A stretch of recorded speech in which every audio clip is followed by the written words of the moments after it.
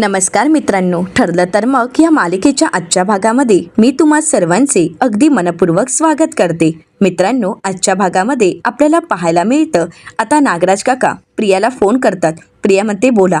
तर नागराज काका प्रियाला म्हणतात, प्रिया, माझं साक्षीशी बोलणंच झालं आहे. साक्षीला महिपत कुठे आहे याबद्दल काहीच माहीत नाही, कारण साक्षीला त्याचा फोनही आला नाही.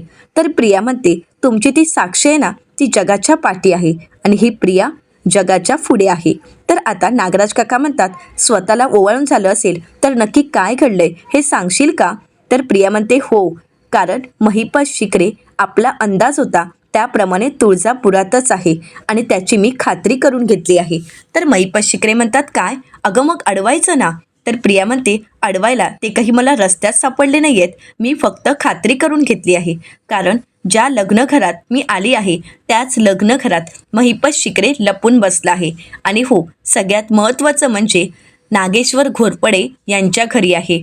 आता हे ऐकल्यानंतर नागराज काका खुश होतात आणि म्हणू लागतात, अगं ही तर आपल्याला लॉटरीच लागली आहे. तर प्रिया म्हणते, लॉटरी तर लागली आहे, पण हे लॉटरीचं तिकीट मी एकटी फाडणार नाही, कारण यामध्ये बॉम्बही असू शकतो, त्यामुळे यासाठी तुम्हाला इथे यावंच लागेल. नागराज काका म्हणतात, अगं तू डोक्यावर पडली आहेस का? मी तिथे कसा येणार सांग ना, कारण तिथे सायली, अर्जुन आणि कल्पना वहिनीही आहेत आणि त्यांनी जर मला पाहिलं तर? प्रिया म्हणते, मग आता काय करायचं? जाऊ देत का महिपत शिकरेंना? तो जर इथून बाहेर पडला आणि कोणाला सापडला तर काय होणार हे तर तुम्हाला माहीतच आहे. तुम्ही किल्लेदारांना मारायची सुपारी दिली होती हे अख्ख्या जगाला कळणार आहे. मग बसा खडी फोडत. तर नागराज काका म्हणतात, अगं जरा हळू बोल, लग्न घरात आहेस तू. प्रिया म्हणते, मला तेवढं कळतंय आणि मी बाहेर येऊनच बोलते, पण तुम्ही आता काय करणार आहात ते मला सांगा. जाऊ द्यायचं का महिपत शिकरेला? तर आता नागराज काका म्हणतात, नाही मी तिथे येतोय, पण आता पुढे तू काय ठरवलंयस? त्या महिपतचं काय करायचं आहे? तर प्रिया म्हणते, माझ्याकडे एक प्लॅन आहे. असं म्हणत प्रिया तिच्या डोक्यातील प्लॅन आता नागराज काकांना सांगू लागते. आता प्रियाचा प्लॅन ऐकल्यानंतर नागराज काका प्रियाला म्हणतात, हा थोडा रिस्की प्लॅन आहे असं नाही का वाटत तुला? प्रिया म्हणते, वाटत नाही, हा कन्फर्म रिस्कीच प्लॅन आहे, पण हे सोडून तुमच्याकडे काही दुसरा प्लॅन आहे का? असेल तर सांगा मला.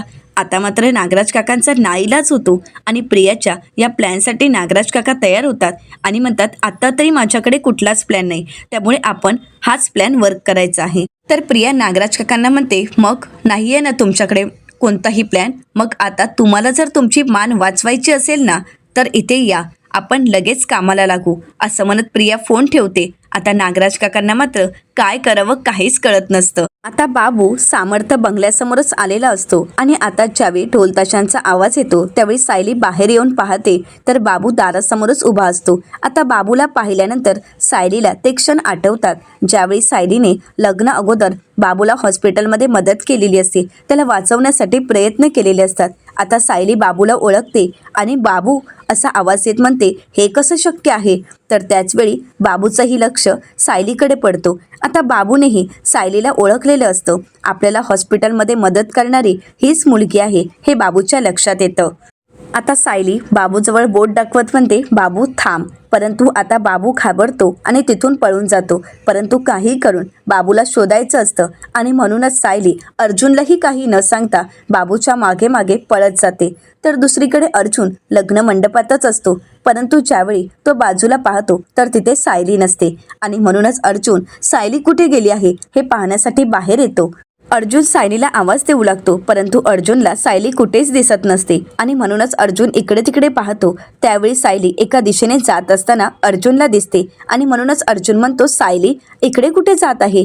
आता अर्जुनही सायलीच्या मागे मागे जाऊ लागतो. तर दुसरीकडे पाहायला मिळतं, प्रिया इथे लग्न मंडपात बसून असते आणि त्याचवेळी प्रियाला फोन आलेला असतो. इकडे कल्पनाताई वासंती काकूंशी बोलत असतात, तर इकडे प्रिया फोन पाहते. तर प्रियाला नागराज काकांचा फोन आलेला असतो आणि म्हणूनच प्रिया बाजूला येते आणि फोन उचलते. नागराज काका प्रियाला म्हणतात, कुठे आहेस तू? मी इथे आलो आहे. तर प्रिया म्हणते, इथे म्हणजे कुठे? तर नागराज काका म्हणतात, बंगल्याच्या बाहेर आलो आहे. मी जर आत आलो ना तर सायली आणि अर्जुन मला पाहतील. तर प्रिया म्हणते, नाही नाही, तुम्ही आत येऊ नका, मीच तिथे येते. असं म्हणत आता प्रिया नागराज काकांना बाहेरच थांबायला सांगते. आता प्रिया नागराज काकांना भेटण्यासाठी बाहेर येते. नागराज काका म्हणतात, कुठे आहे तो महिपत? इथेच आहे का लग्न घरात? तर प्रिया म्हणते, नाही नाही, ते समोर आउट हाऊस दिसतंय ना त्यामध्ये आहे. तर नागराज काका म्हणतात, चल आता काही करून आपण त्याच्या समोर जायचंच. प्रिया म्हणते, तुम्ही काय बोलताय, तुमचं तुम्हाला तरी कळतंय का? अहो, मी पुढे जाते, तुम्ही मागून या, कारण आपण जर एकत्रच गेलो तर कोणाच्या तरी नजरेत येऊ शकतो. तर नागराज काका म्हणतात, बरोबर आहे तुझं, तू जा पुढे, मी येतो, असं म्हणत ते प्रियाला पुढे जायला सांगतात. आता प्रिया आउट हाऊसच्या दिशेने आलेली असते. प्रिया पाहते तर दरवाजाला लॉक असतं. प्रिया नागराज काकांना बोलावून घेते आणि म्हणू लागते, महिपत शिकरे इथेच आहे. तर आता नागराज काका म्हणतात, अगं पण इथे तर लॉक आहे, म्हणजे महिपत पळून गेलाय वाटतं. प्रिया म्हणते, नाही नाही, हे सगळं काही नागेश्वर काकांनीच केलं आहे.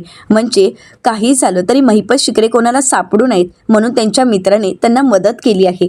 नागराज काका म्हणतात, म्हणजे आता आपल्याला हे कुलूप तोडावं लागेल तर? तर प्रिया म्हणते की हो, त्याशिवाय आपल्याकडे दुसरा कुठला पर्यायच नाहीये. असं म्हणत प्रिया आता दगड घेऊन येते आणि नागराज काकांच्या हातात देत म्हणते, हे घ्या आणि ते कुलूप फोडा. आता नागराज काका एक घाव करतात, परंतु त्याचवेळी प्रिया म्हणते, अहो हळू, केवढा तो आवाज, अहो इथे कोणी असेल ना तर कोणालाही संशय येईल, तुम्हाला हळू आवाजात करता येत नाही का? तर नागराज काका म्हणतात, अगं अजूनपर्यंत दगडाला सायनर लावायची टेक्नॉलॉजी आली नाहीये. तर प्रिया म्हणते, त्याला टेक्नॉलॉजीची गरज नाहीये, बुद्धीचा वापर करा. तुमच्याकडे रुमाल आहे ना? नागराज काका म्हणतात, त्याचं काय? तर प्रिया म्हणते, द्या इकडे. असं म्हणत प्रिया आता त्या दगडाला रुमाल गुंडाळते आणि त्यानंतर नागराज काकांना म्हणते, आता फोडा, आता आवाज कमी येईल. नागराज काका म्हणतात, शुअर? प्रिया म्हणते, हो, मी खरं सांगते, तुम्ही फोडा तर. असं म्हणत आता नागराज काका ते लॉक फोडतात आणि हळुवारपणे आतमध्ये पाहतात, परंतु त्यांना कोणीच दिसत नाही. तर प्रिया आणि नागराज काका रूममध्ये जातात. तर प्रिया म्हणू लागते, त्या महिपतला इथेच लपवलं होतं आणि मी पाहिलं आहे, पण आता कुठे गेलाय तो? आणि त्याचवेळी महिपत शिकरे मागून येतात आणि प्रियाची मान पकडत म्हणतात, आता ही चिवचिव करणारी चिचुंद्रीही सापडली आणि ड्राव करणारा हा बेडूकही सापडला. काय नागराज शेठ? असं म्हणत आता महिपत शिकरेंनी नागराज काकांवर गन रोखलेली असते. महिपत शिकरेंना या दोघांचाही खूप राग आलेला असतो. आता महिपत शिकरेंनी पिस्तूल रोखल्यामुळे नागराज काका घाबरून गेलेले असतात. नागराज काका म्हणतात, महिपत, ते पिस्तूल खाली कर. अरे, आम्हाला तुझी काळजी वाटली आणि म्हणूनच आम्ही तुला शोधत शोधत इथपर्यंत आलो आहोत. तर महिपत शिकरे म्हणतात, मला जंगलात एकटं सोडून गेला होता ना, तिथे कुठे गेली होती तुमची काळजी? तेव्हा नाही का माझी काळजी वाटली? असं म्हणत महिपत शिकरे त्यांच्यावर खूप चिडलेले असतात. तर नागराज काका म्हणतात, नाही नाही, तुझा काहीतरी गैरसमज होतोय महिपत. अरे, मी तुझ्या मागोमाग तिथपर्यंत आलो होतो आणि तू पुढे निघून गेलास, पण तुझ्या मागोमाग ज्यावेळी मी आलो ना, त्यावेळी एका खड्ड्यात माझा पाय पडला आणि तिथेच माझा पाय मुरगळला आणि तिथेच मला थांबावं लागलं. तिथेच मी लपून राहिलो, परंतु त्याचवेळी तिथे अर्जुन आला आणि म्हणूनच मला तिथे लपून राहावं लागलं. तर महिपत शिकरे म्हणतात, कसं आहे ना नागराज शेठ, तुमच्यावर बेतलं ना की तुम्ही मला फासावर चढवाल, पण मी आता ते होऊच देणार नाही, कारण त्या अगोदरच मी बोंबाबोंब करणार. तुम्ही या सगळ्यामध्ये होता हे मी सांगणार आणि तुम्हालाही फासावर चढवणार आणि या बबलीलाही. तर प्रिया म्हणू लागते, नाही, तुम्ही असं काहीही करणार नाही आहात, कारण तुम्ही आमचे शत्रू नाही आहात, आपली एक टीम आहे, विसरलात का तुम्ही? असं म्हणत प्रिया त्यांना विनवणी करत असते, परंतु महिपत शिकरेंनी चांगल्याच प्रियाच्या झिंजा उपटलेल्या असतात. तर महिपत शिकरे प्रियाला म्हणतात, अगं तू तर या दुनियेची शत्रू आहेस, तुला ते पनवेर पुरलं नाही आणि म्हणून तू ह्या तुळजापुरात येऊन काड्या केल्या आहेस का? आणि तुला काय वाटलं मला काहीच माहीत नसणार, काहीच कळणार नाही, पण सगळं काही मला कळालं आहे. असं म्हणत आता महिपत शिकरे प्रियाला म्हणतात, जी स्वतःच्या आईबापाची झाली नाही ती माझी काय होणार आहे? आणि तुझ्यावर काय का मी भरोसा ठेवणार आहे? नाही, आता तर तुझ्यावर मी विश्वासच ठेवू शकत नाही. असं म्हणत महिपत शिकरे राग व्यक्त करत असतात. त्यांना प्रियाचा आणि नागराज काकांचा खूप राग आलेला असतो.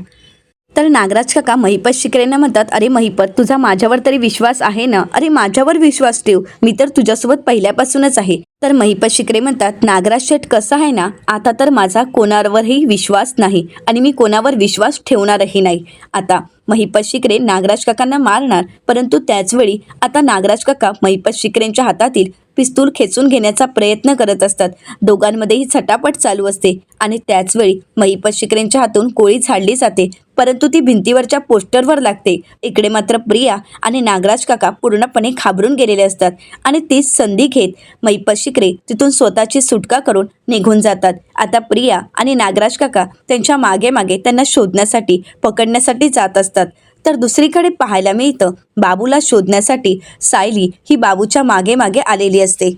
आता अर्जुनही सायलीच्या मागे मागे येतो. सायलीला आवाज देत म्हणतो, सायली अगं इथे कुठे निघालीस तू? सायली म्हणते बाबू. अर्जुन म्हणतो काय?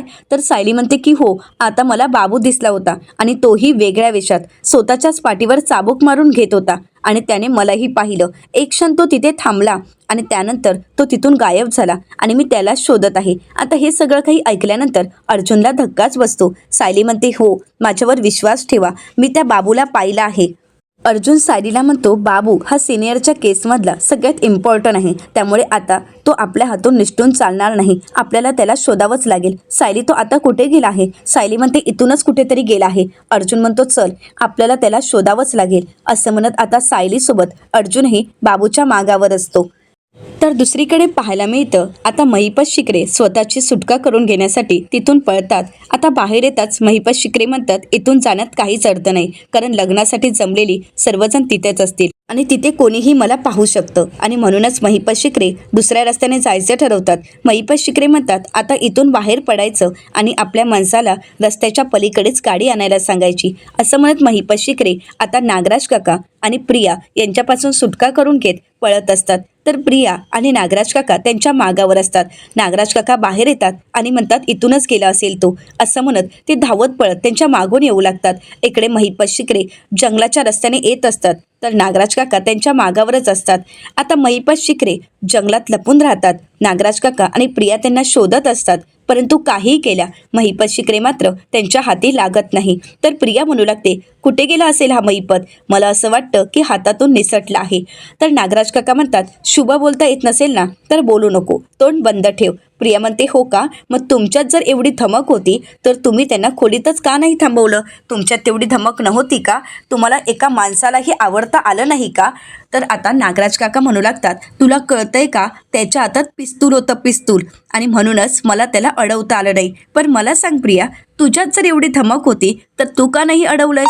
का फक्त तोंडाची बडबडच करतेस? प्रिया म्हणते आता मला टोमणे मारण्यात किंवा मला बोलण्यात वेळ घालवू नका, कारण काहीही झालं तरी आपल्याला त्या माणसाला शोधावं लागेल, कारण तो माणूस सापडला तर तुम्ही फासावर जाणार, हे विसरू नका. नागराज काका म्हणतात हो ना, मग आपण शोधणार आहोत, पण तुझा तोंडाचा पट्टा बंद ठेव, तुझ्या तोंडाला चिकटपट्टी लाव, म्हणजे आपण त्या महिपतला शोधू शकतो. असं म्हणत आता नागराज काका आणि प्रिया पुन्हा एकदा महिपत शिकरेंना शोधायला सुरुवात करतात. तर दुसरीकडे पाहायला मिळतं सायली आणि अर्जुन आता बाबूला शोधण्यासाठी सगळीकडे फिरत असतात.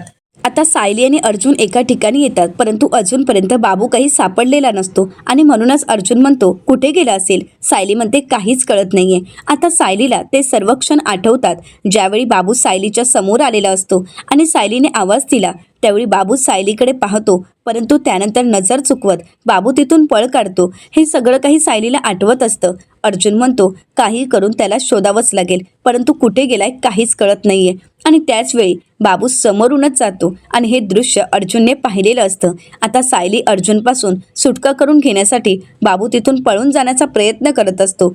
तर त्याचवेळी अर्जुनने बाबूला पाहिलेलं असतं. अर्जुन सायलीला म्हणतो की तो बघ बाबू. असं म्हणत आता सायली आणि अर्जुन दोघंही बाबूच्या मागावर पळत असतात, परंतु धावत असताना सायलीचा पाय अडखळतो तर अर्जुन तिला सावरतो आणि त्यानंतर पुन्हा एकदा दोघंही बाबूला शोधण्यासाठी धावत असतात. तर दुसरीकडे पाहायला मिळतं महिपत शिकरे इकडे नागराज काका आणि प्रिया या दोघांपासून आपली सुटका करून घेण्यासाठी पळत असतात. आता ज्या ठिकाणाहून महिपत शिकरे गेलेले असतात आता त्याच ठिकाणी सायली अर्जुन आलेले असतात. आता सायली अर्जुन दुसऱ्या रस्त्याने बाबूला शोधण्यासाठी जातात. तर त्याच वेळी सायली आणि अर्जुन त्या ठिकाणी उभे असतात त्याच ठिकाणी प्रिया आणि नागराज काका आलेले असतात. आता ते महिपत शिकरेला शोधण्यासाठी दुसऱ्या रस्त्याने निघून जातात आणि इथेच सगळ्यांची एकमेकांना चुकामुक होते. सर्वजण आपापल्या शोधात असतात. इकडे सायली अर्जुन बाबूला शोधत असतात तर इकडे नागराज काका आणि प्रिया महिपत शिकरेंना शोधत असतात. तर बाबू आता अर्जुन आणि सायलीपासून स्वतःची सुटका करून घेत तिथून स्वतःला वाचवण्याचा प्रयत्न करत असतो आणि पुन्हा ज्या ठिकाणी सायली अर्जुन आलेले असतात त्याच ठिकाणी बाबू आलेला असतो. आता महिपत शिकरे जीवाच्या आकांताने स्वतःची सुटका करून घेण्यासाठी पळत असतात, परंतु त्याचवेळी सायली अर्जुन समोरच्या रस्त्याने येत असतात. आता महिपत शिकरे स्वतःला वाचवण्यासाठी ते घराच्या आडोशाला लपून राहतात. सायली अर्जुन दुसऱ्या रस्त्याने बाबूला शोधण्यासाठी जातात आणि त्याच संधीचा फायदा घेत आता महिपत शिकरे तिथून निसटतात आणि हे सगळं काही आता नागराज काकांनी आणि प्रियाने पाहिलेलं असतं. नागराज काका प्रियाला म्हणतात, तो बघ इथूनच जात आहे. तर प्रिया म्हणते, आपलं काय ठरलं हे लक्षात आहे ना? नागराज काका म्हणतात, हो का बाई, असं म्हणत आता नागराज काका आणि प्रिया महिपत शिकरेंना पकडण्यासाठी त्यांच्या मागावर असतात. आता ते तिथून निसटतात तर त्याचवेळी त्या ठिकाणी सायली अर्जुन येतात. आता प्रत्येक वेळी सर्वच जण समोरासमोर येऊनही प्रत्येकाची चुकामुक होत असते. तर इकडे महिपत शिकरे स्वतःची सुटका करून घेण्यासाठी आता आपल्या माणसाला फोन करतात आणि म्हणू लागतात, मी दुसऱ्या बाजूने बाहेर आलो आहे, त्यामुळे लवकरात लवकर तुम्ही रस्त्याच्या पलीकडे गाडी घेऊन उभे राहा, मी आलोच, असं म्हणत महिपत शिकरे जाणार. परंतु त्याचवेळी तिथे असणाऱ्या वस्तूंना महिपत शिकरेंचा धक्का लागतो आणि त्या वस्तू खाली पडतात. हा आवाज सायली अर्जुनच्या कानी पडतो. अर्जुन म्हणतो, तिथून आवाज आला आहे, चल कदाचित तो तिथेच असेल. आणि म्हणूनच सायली अर्जुन बाबूला शोधण्यासाठी महिपत शिकरे ज्या ठिकाणी असतात तिथे आलेले असतात. आता महिपत शिकरे तिथूनही स्वतःची सुटका करून घेत निसटून जातात. तर इकडे सायली अर्जुन त्याच ठिकाणी येतात आणि त्याचवेळी पोतराजची त्या कापडाची चिंधी सायलीच्या हाती लागते. सायली म्हणू लागते, हे तर बाबूच्या कपड्यात होतं, म्हणजेच तो इथेच कुठेतरी असेल, असं म्हणत सायली अर्जुन पुढे शोधत शोधत येतात. तर इकडे बाबू पळत असताना त्याचा तोल जातो आणि तो खाली पडतो आणि त्यावेळी बाबूला खूप जास्त लागलेलं असतं आणि त्यामुळे त्याला उठताही येत नसतं. बाबू स्वतःला वाचवण्यासाठी तिथे असणाऱ्या एका विहिरीच्या मागे लपून राहतो. सायली अर्जुन त्या ठिकाणी येतात तर सायलीला पुन्हा एकदा तिथे चाबूक दिसतो. सायली म्हणू लागते, चाबूक हा तर बाबूच्या हातात होता. अर्जुन म्हणतो, याचाच अर्थ तो इथेच कुठेतरी लपला असेल, तू त्या साईडने बघ, मी इथून बघेन, असं म्हणत सायली अर्जुन आता बाबू ज्या ठिकाणी असतो त्या दोन्ही साईडने बघायला सुरुवात करतात. आता सायलीने बाबूला पाहिलेलं असतं. सायली म्हणते, बाबू. आता मात्र बाबू पुन्हा एकदा पळण्याचा प्रयत्न करतो, परंतु त्याचवेळी सायलीच्या हातात असणारा चाबूक सायली बाबूच्या पायात अडकवते आणि त्याला चांगलंच खेचते. आता मात्र बाबू देवीच्या मंदिरासमोर येऊन पडलेला असतो. तर दुसरीकडे पाहायला मिळतं, महिपत शिकरेंची माणसं महिपत शिकरेंनी सांगितल्याप्रमाणे गाडी घेऊन आलेले असतात. आता महिपत शिकरे गाडीच्या दिशेने जाणार, परंतु त्याचवेळी प्रिया त्यांच्या समोर येते आणि म्हणू लागते, महिपत सर कुठे निघालात? तर आता महिपत शिकरे प्रियाला म्हणतात, तुझी इतकी हिंमत, तू माझ्या मागे मागे इथपर्यंत आलीस? तर प्रिया म्हणते, कसं आहे ना महिपत सर, तुम्ही जिथे तिथे मी असणार, कारण आता तुम्हाला सावरणारं कोण आहे? मीच तर आहे. तुमची ती लाडकी लेक ती तर देवाघरी गेली आहे, मग आता कोण? मीच आहे ना तुमच्यासोबत. तर आता महिपत शिकरे म्हणतात, एक मिनिट, माझ्या मुलीबद्दल तू काहीही बोलायचं नाही. ती जिथे कुठे असेल ना तिथे सुखात असेल, पण तुला तिच्याबद्दल बोलायचा अधिकार नाही. आता तर मी तुला सोडतच नाही, असं म्हणत महिपत शिकरे आता प्रियाचा गळा आवळतात. परंतु त्याच वेळी आता नागराज काका मागून येतात आणि महिपत शिकरेंच्या डोक्यात खूप जोरात वार करतात. आता महिपत शिकरे तिथेच बेशुद्ध होतात. महिपत शिकरेंना आता नागराज काका आणि प्रिया तिथून घेऊन जातात. तर दुसरीकडे पाहायला मिळतं, सायलीने आता इकडे बाबूला देवीच्या मंदिरासमोरच आणलेलं असतं. आता अर्जुन बाबूला पकडतो आणि म्हणतो, बाबू बोल, आता खरं बोलायची वेळ आली आहे. तर बाबू अर्जुनला म्हणतो, प्लीज मला सोडा. तर अर्जुन म्हणतो, असं कसं सोडणार? तुलाच पकडण्यासाठी एवढी मेहनत घेतली आहे आणि तुला असंच सोडणार? तर सायली म्हणते, किल्लेदारांच्या अपघाताशी तुझाच संबंध आहे ना? तर अर्जुन म्हणतो, 22 वर्षापूर्वी किल्लेदार कुटुंबाचा अपघात तूच घडून आणला होतास ना, तूच ट्रक चालवत होतास ना. आता मात्र सायलीला अस्वस्थ वाटत असतं. सायलीला ते सर्व दृश्य तिच्या डोळ्यासमोर येत असतं. सायली भानावर येते. अर्जुन विचारतो, काय झाले सायली? सायली म्हणते, काही नाही. सायली मनाशीच म्हणते, या अपघाताचा विषय काढल्यानंतर मला का त्रास होतोय? माझा का या सगळ्याशी संबंध वाटतोय मला? आता सायलीला या सगळ्यामुळे खूप त्रास होत असतो, परंतु सायली स्वतःला सावरते. अर्जुन म्हणतो, बोल बाबू, तुला बोलावंच लागेल आणि आता तुझी सुटका नाही. तूच आहेस ना तो बाबू? परंतु बाबू काहीच बोलत नाही. अर्जुन बाबूला मारणार तर सायली अर्जुनला म्हणते, थांबा. सायली बाबूला म्हणते, तुला जर तुझा जीव वाचवायचा असेल, तुला जर इथून तुझी सुटका करून घ्यायची असेल, तर तुला खरं बोलावंच लागेल बाबू, बोल बाबू. परंतु बाबू काहीच बोलत नसतो. अर्जुन चिडतो आणि म्हणतो, बोल. तर बाबू म्हणतो, सांगतो, सगळं काही सांगतो. आणि आता बाबू सत्य सांगायला तयार झालेला असतो. बाबू अर्जुनला म्हणतो की हो, 22 वर्षापूर्वी हा अपघात मीच घडवून आणला होता. खरं तर ती गाडी मीच चालवत होतो. आता हे ऐकल्यानंतर अर्जुन म्हणतो, पण का? कशासाठी? तर सायली म्हणते, पण तू 2 वर्षापूर्वीच मेला होतास ना. तर आता बाबू म्हणू लागतो, नाही, मला ते करावं लागलं. तर आता अर्जुन म्हणतो, म्हणजे तू मरणाचं नाटक केलं होतंस? तर बाबू म्हणतो, नाही, खरं तर महिपत शिकरे मला मारायला आला होता. आणि त्यानंतर घडलेला सर्व प्रसंग आता बाबू सायली अर्जुनला सांगू लागतो. ज्यावेळी महिपत शिकरे बाबूला मारायला आला होता त्यावेळी बाबूने मरण्याचं नाटक केलं होतं. परंतु महिपत शिकरे तिथून गेल्यानंतर बाबूला त्रास होऊ लागलेला असतो आणि त्याचवेळी डॉक्टर आणि नर्सने त्याचा जीव वाचवलेला असतो. बाबू म्हणू लागतो, देवाप्रमाणेच डॉक्टर आणि नर्स त्या ठिकाणी आलेत आणि माझा जीव वाचवला आणि त्यानंतर माझ्या जीवात जीव आला तसा मी तिथून पळालो आणि थेट तुळजापुरात आलो. कारण आत्तापर्यंत जी पापं केलीत ती धुवून निघण्यासाठी मला इथे तुळजापुरात यावं लागलं आणि आल्यापासून मी इथे देवी आईची सेवा करत आहे. आता हे ऐकल्यानंतर अर्जुन बाबूला म्हणतो, अशी देवी आईची सेवा करून केलेली पापं धुवून निघत नसतात. त्यासाठी तुला आता सत्य सर्वांनाच सांगावं लागेल. चल बाबू, पोलीस स्टेशनला चल. बाबू म्हणतो, नाही साहेब, मला पोलीस स्टेशनला घेऊन जाऊ नका. खरं तर मी शिक्षेला घाबरत नाहीये, परंतु मी जिवंत आहे हे जर महिपत शिकरेला कळालं तर तो मला जिवंत सोडणार नाही आणि म्हणूनच मी तुमच्यासोबत नाही येऊ शकत. अर्जुन म्हणतो, नाही करणार. काहीही झालं तरी तुझ्याबद्दल महिपत शिकरेला काहीही कळणार नाही. पण आता तुला माझ्यासोबत यावंच लागेल. बोल, तू करशील ना माझी मदत? तर बाबू होकार देतो. तर येणाऱ्या पुढील भागामध्ये आपल्याला पाहायला मिळतं, अर्जुन बाबूला विचारतो की 22 वर्षापूर्वी हा अपघात तूच घडवून आणला होतास ना? महिपत शिकरेनेच तुला सुपारी दिली होती ना? तर आता बाबू म्हणतो की हो, 22 वर्षापूर्वी हा अपघात मीच घडवून आणला होता आणि महिपत शिकरेनेच मला सुपारी दिली होती. परंतु यामध्ये फक्त एकट्या महिपत शिकरेचा हात नाही आहे, कारण खरं तर ही सुपारी महिपत शिकरेला किल्लेदारांना मारण्यासाठी दुसऱ्याच कोणीतरी दिली होती. तर अर्जुन म्हणतो, त्या व्यक्तीला तू ओळखतोस का? आणि ती व्यक्ती जर तुझ्या समोर आली तर त्या व्यक्तीला तू ओळखू शकशील का? आता बाबू शांतच होतो. तर आता बाबू नागराज काकांना ओळखू शकेल का? नागराज काकांचं सत्य सायली अर्जुनला कळेल का? अशा असंख्य प्रश्नांची उत्तरं आपल्याला लवकरच पाहायला मिळणार आहेत. मित्रांनो, अशाच मालिकांचे नवनवीन अपडेट पाहण्यासाठी चॅनलला नक्कीच सबस्क्राईब करा आणि आजचा हा व्हिडिओ आवडला असेल तर व्हिडिओला लाईक करायलाही विसरू नका. व्हिडिओ पाहिल्याबद्दल तुम्हा सर्वांचेच अगदी मनपूर्वक धन्यवाद.